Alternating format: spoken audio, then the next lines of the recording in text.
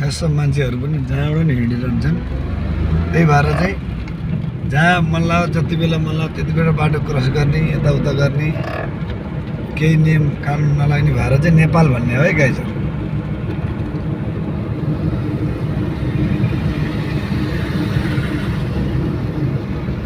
अब त आइयो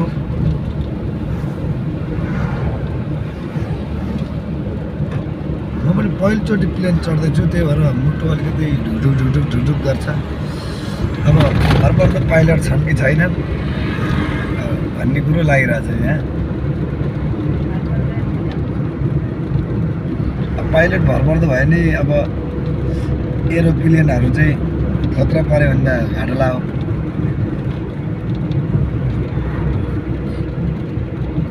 गाइजहरू अब चाहिँ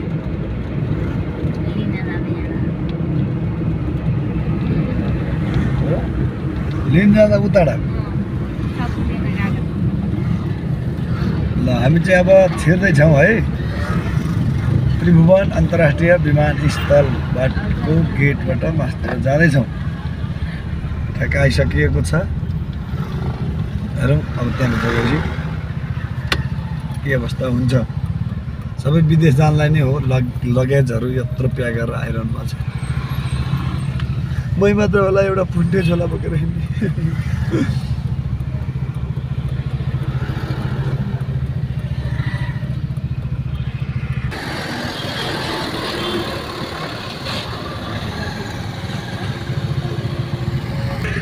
बल्ल जाम खुल्यो यार यहाँ पनि। यहाँ जानु पक्कै टुरिस्ट लिन गयो होला। ठुलो बस पनि गइरहेको छ एयरपोर्ट।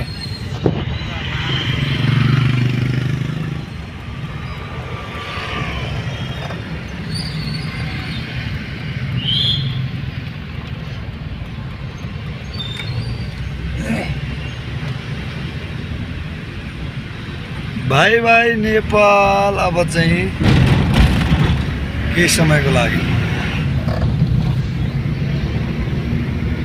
फोन गर त तिम्रो उबाट नभए मेरैबाट गर्ला।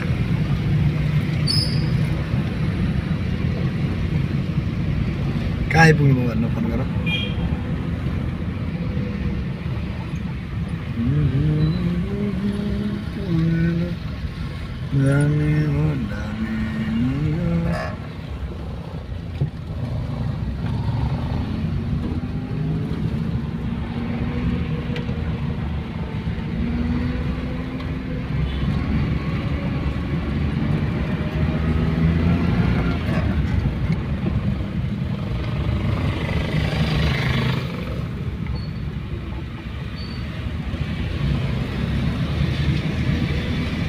त्रिभुवन अन्तर्राष्ट्रिय विमानस्थल भनेको चाहिँ यही नै हो गाइजहरू। तपाईँहरू सबैले थाहा भइरहेको होला।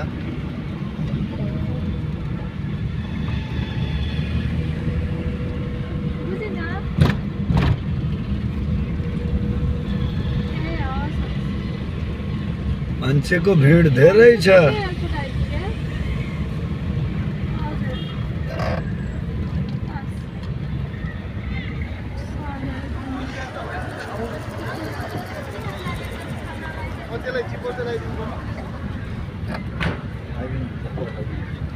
पढाउमा